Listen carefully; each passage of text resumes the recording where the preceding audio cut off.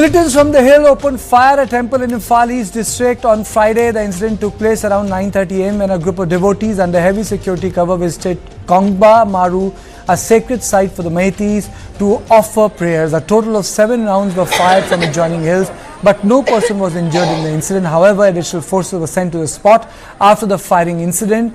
Irate locals from nearby villages came out on the streets and blocked vehicular traffic to register their protests.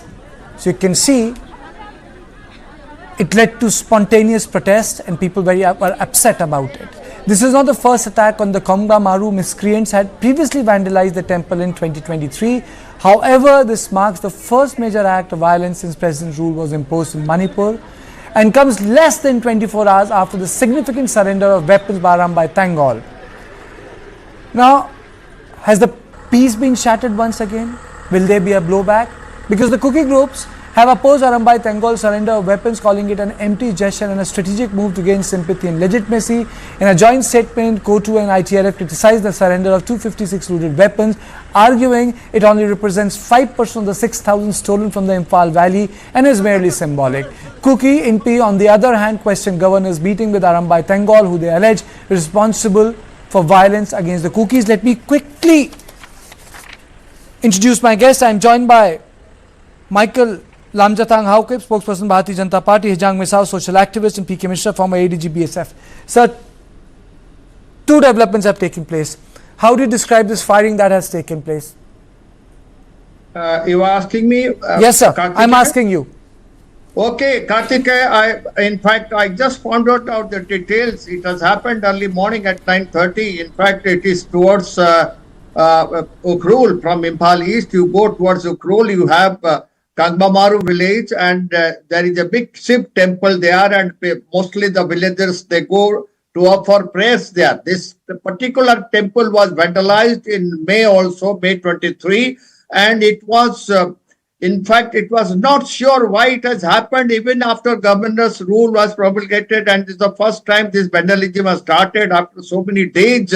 Law and order situation was very okay, and perhaps normalcy was coming up. But this particular incident, a lot of villagers had come to the street and they were shouting slogans against Kukis, and they asked the government to take action against this firing which has come from Kankopi hillside. It's about 7 rounds were fired from the hillside because the eastern side of it, the Kankopi hill is there. So they fired about 7 rounds, but nice of it that not a single round could hit any person, no injury was there. But this particular firing on the hills, this has gone against the Meiteis, and the Meiteis are protesting vehemently as to why this has happened again in the same particular temple where it happened in 2023. I spoke to Imphal East today, just in the evening, and I found out that the people are really anxious to know as to what action has been taken by the security personnel to find out where from the firing came and who fired on them, and particularly on the temple. And in fact, the forces have gone up and they are trying to find out the culprits. And I hope they will definitely find out from which weapons they fired and how they fired. Okay. Hijang, my question to you is, why are Kuki groups opposed to Arambai Tenggol giving in their weapons? What's the issue? Shouldn't that be welcomed? And how do you explain this firing that has taken place? Well, Karthikeya, first of all, I want to speak on the firing that's taking place today. I mean, even in some similar situation, even the security forces used to make blank fire to thwart off any kind of things that untoward incidents may be averted. For which reason, I think, I mean, if the firing is intentional and is directed towards those innocent people, I think there might be injury. I think the whole intention might be like to avoid of any kind of untoward incidents that might happen because of those kind of things. Because as of now, it is very clear there's no semblance of peace as of now, for which the village volunteer might also be giving them signal that they should not cross certain lines so that untoward incidents may be averted. I think that could be the reason why such things are happening today. And the second thing is like the Arambai Tenggol surrendering of the weapons, in fact, is most welcome. But I think the whole, genuineness of the surrendering is something which the Kuki group are also questioning. Now, if you look at the arms surrender, 246 arms were surrendered, and out of these 246, if you count on the looted weapons from the state armory, if we speak in percentage wise, it is only 1.75. This 1.75% of out of the 6,000 weapons looted surrender yesterday, and out of these 246, there are 110 weapons which are SBBL, which means single barrel breech loader firearms, which are not part of the state armory, and out of which 18 are locally made rifle. These are also not part of the state armory, and 5 locally made 9mm pistol, and also 7 locally made Pumpi, we call it Pumpi or mortar, which is not at all part of the state armory.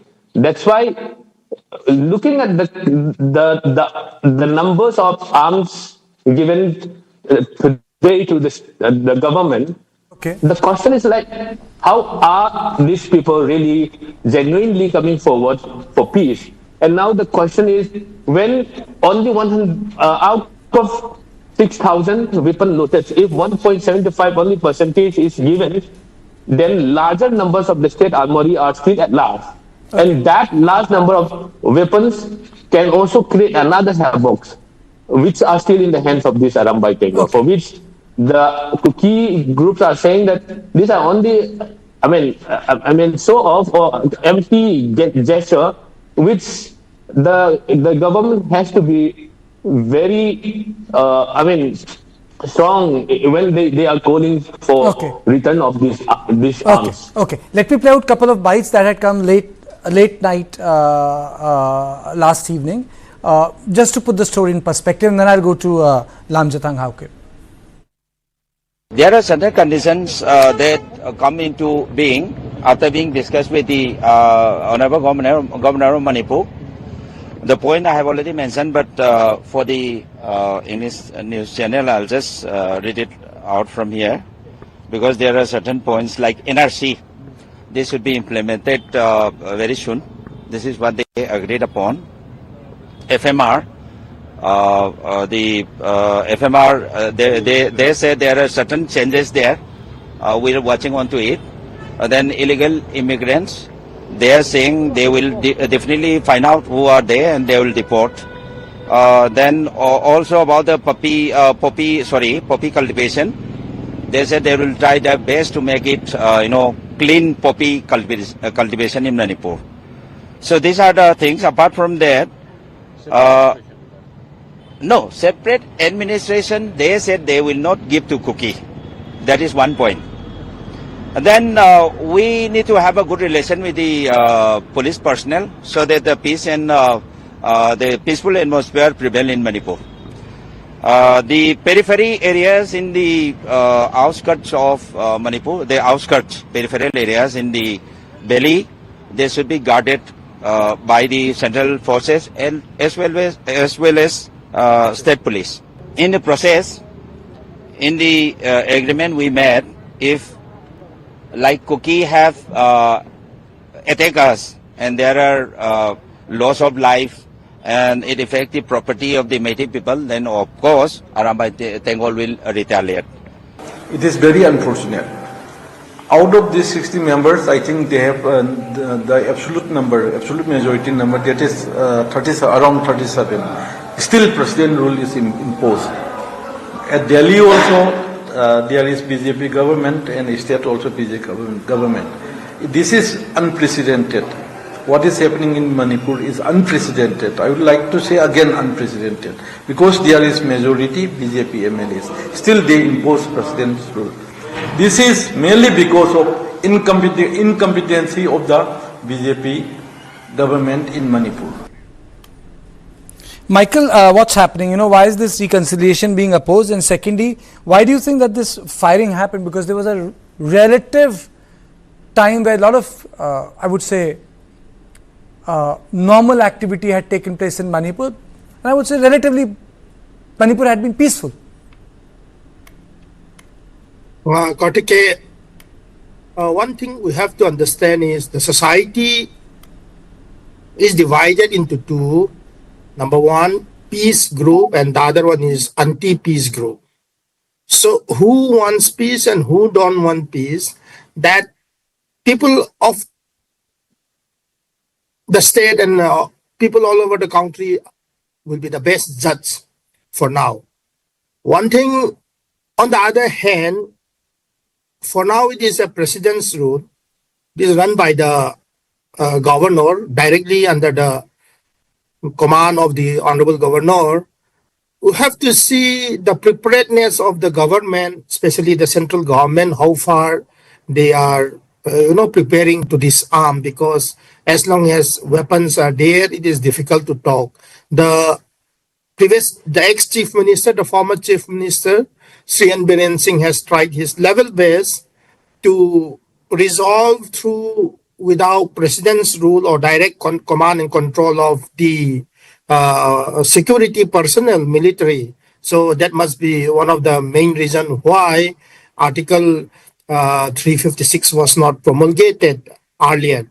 So you have to see in such a way that the chief minister himself resigned and then the president's rule was imposed. If you look the timing and the condition of the chief minister before his resignation was made very clear, the 5 points. If you look into it now, the honorable governor has implemented it very well. Yes, a small sporadic incident is I personally anticipate, because you just can't expect that things will come into at one go, that when the society is already weaponized, you can't expect that there is no more firing at all. But in fact, I think the honorable governor has been prepared enough to face any kind of anti-peace group who are with weapons, and the security forces are overpowering and dominating all the areas in such a way that none of the precious lives, innocent lives are further, lost because of firing again. This has been well prevented enough. We can't expect much, but you see, like I say, peace-loving people and pro-peace have to take over the society. And the Congress, on the other hand, has been making a lot of noise to polarize the society. It's quite very unfortunate. They have already demanded president rule. Now president rule has been imposed. Okay. They say they have majority. They try to politicize in such a way that the society has been polarized. This is very unfortunate. Okay. Mr. Mishra, a very important day tomorrow. The review meeting, what is on the table? Do you have any idea? What are the issues they might take up immediately? It will be more or less, it was known that number one, it will be for keeping the national highways open, particularly the Dimapur axis. Number one, making a Dimapur axis open. Of course, Honorable Governor has already extended the time limit for depositing the weapons till 6th March at 4 p.m. But Mr. P.K. Singh, the Chief Secretary, has clearly stated that after this time, no extension will be going out for full-fledged operation to apprehend the militants. That means definitely action will be there by Governor in this meeting, that what will be there after 6th March. What action has to be taken. Then number 3 is political dialogue. Main thing is political dialogue. And number 4, when of course whether any leader from BJP party can come forward, can be found out, will be acceptable to all parties. That will be also discussed, but more or less it will be law and order and operations to continue to get the arms, not only those looted from Armory, but also those who have come from Myanmar, and also to keep national highway open and to checked. You know, I discussed this. You know, people are talking about the weapons from Myanmar. You know, the drones were purchased from Delhi and Haryana as per the NIA affidavit. You know, and we were talking about Myanmar. But you know, I think things are still better. Things are still better. There is a movement, and entire center and state machinery is at least seen to be moving in a certain direction, because you know it's an old saying about justice. It's not only about justice being done; it should be seen to be done. You know, people should know that justice is being done. So similarly, when you relatively bring a place, country, or city to peace, or when you stabilize the situation, you should also seem to be doing that. I think that's where Governor Balla is making his mark. He seemed to be in the action mode, but well, the proof of the pudding is in eating it. Thank you, gentlemen, for joining me today. That's all on Point tonight. Do tune in for News9's special broadcast on Trump-Zelensky meet, 9 p.m. onwards, all through the night. Good night, and watch On Point on weekdays at 7 p.m.